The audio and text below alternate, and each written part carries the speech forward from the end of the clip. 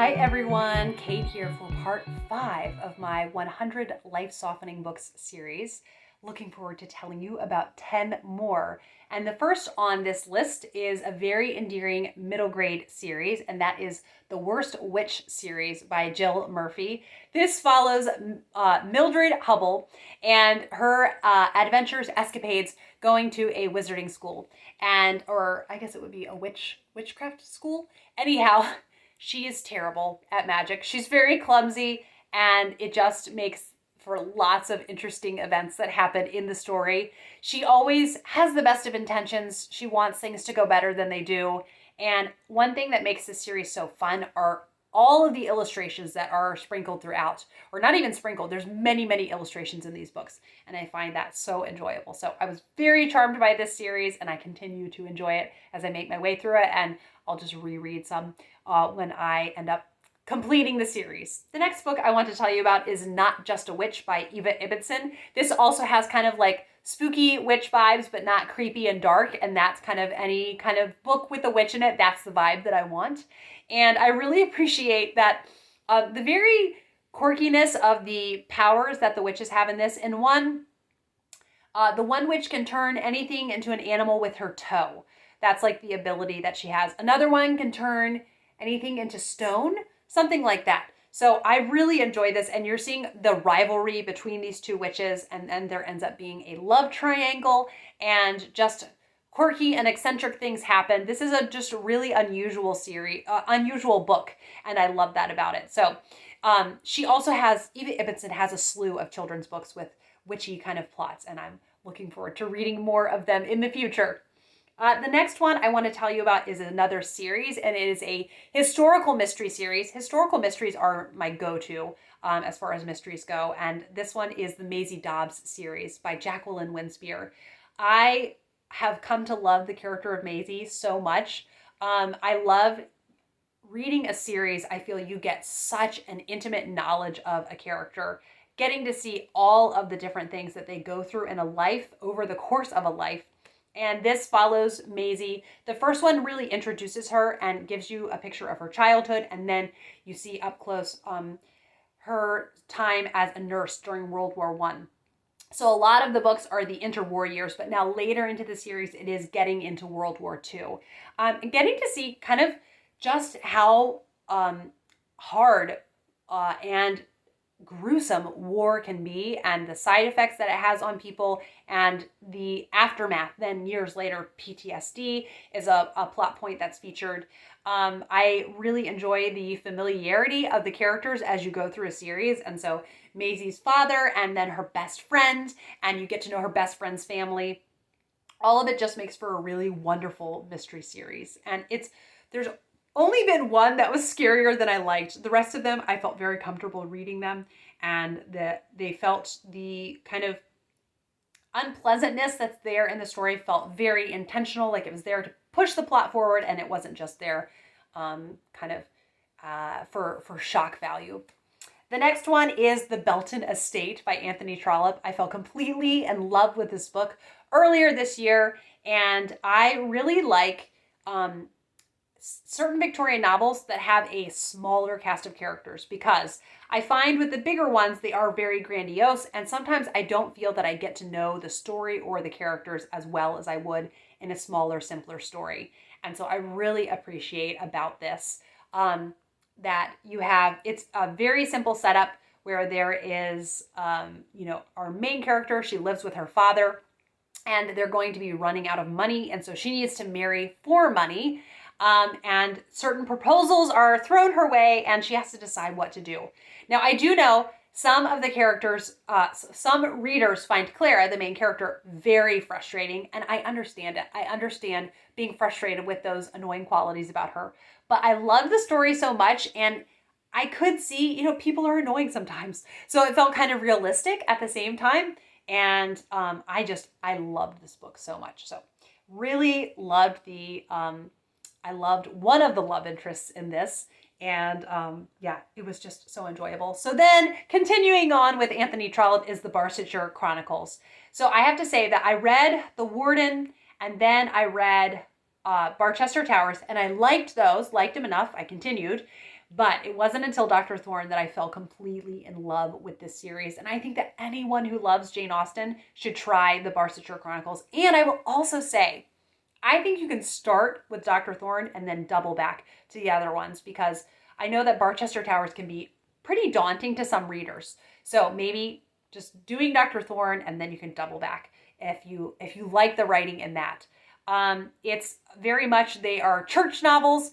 So there's plenty of characters who are clergy in the story, and getting to see what daily life would be like for them. But then also there are plenty of love stories, and I love that aspect of it. You get to know whole families. And one of the things that I find is a kind of theme is characters trying to show integrity in the midst of challenging circumstances. And that's something that I find a really winsome kind of plot point. The next book I want to tell you about is, it's another series actually, and it's the Brother Cadfael series by Ellis Peters.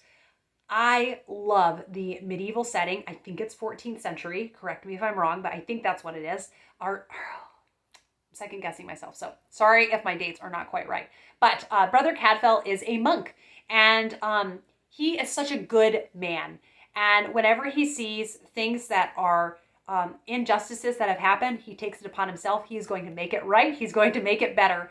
And I love the community that he lives in. Even though he's cloistered, he still knows people in the community, like the sheriff, who he's going to work with a fair amount, and different people that are kind of higher ranking in the community. So yes, really enjoyable series, solid historical mystery series.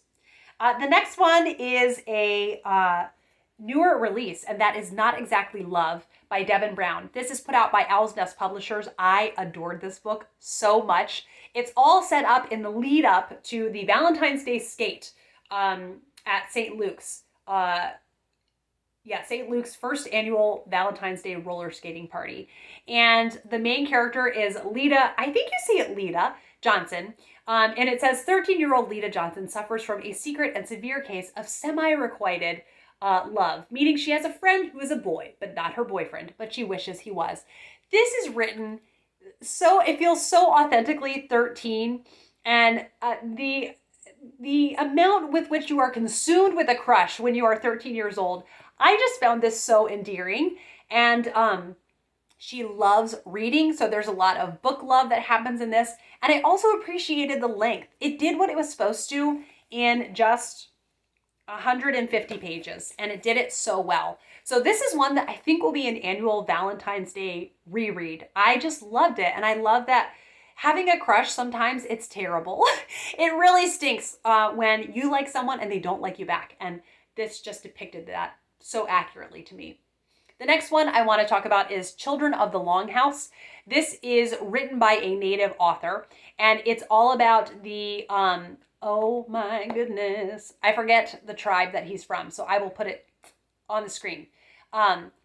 We just read the book, so I should remember. But anyhow, so this is all before colonists arrive, and so it's nice. There's not any of that tension there, and it is so charming.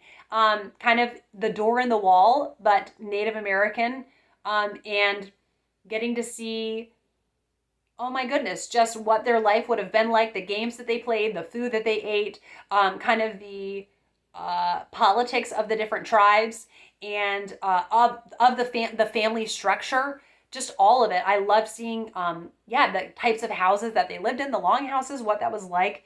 It was just a joy from start to finish. So I really, really love that one. Then next is the Little House on the Prairie series. Definitely of its time. So it's not going to, some of the things are going to be a bit jarring as you read. But the point is, it's an authentic experience. It's kind of own voices from the settler's perspective. And I just find I love the Ingalls family. Even if I don't necessarily agree with everything about their lifestyle, I love the Ingalls family. And I think that's okay. I think you can have those mixed feelings about people that were real people. And getting to see just how unbelievably hardworking they were. And you could not take a day off when you were a pioneer. You could not take a day off. You didn't have that option. But also getting to see the vastly different ways that their lives are depending on where they're living, and if they're living completely isolated, if they're living with neighbors. Eventually there's Little Town on the Prairie, and I just find it such, I love this series. And also highly recommend the Cherry Jones audiobooks because it includes fiddling for all of Pa's fiddling songs that he would have had. Okay, then the last one, and one that I fell so in love with this last year, and that was Summer of the Monkeys by Wilson Rawls. What a beautiful, beautiful book. It's all about this little boy, not little-ish boy. I forget how old he is. He's maybe around 12, I think that sounds right, and his relationship with his sister Daisy.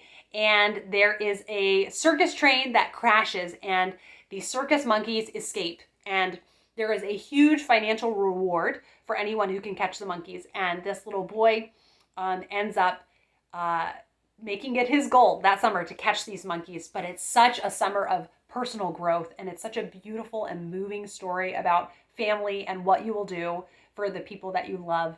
And it's such a beautiful story and so underrated. And several people did ask me when I talked about it, is it as sad as Where the Red Fern Grows? And no, it is not anywhere near as sad.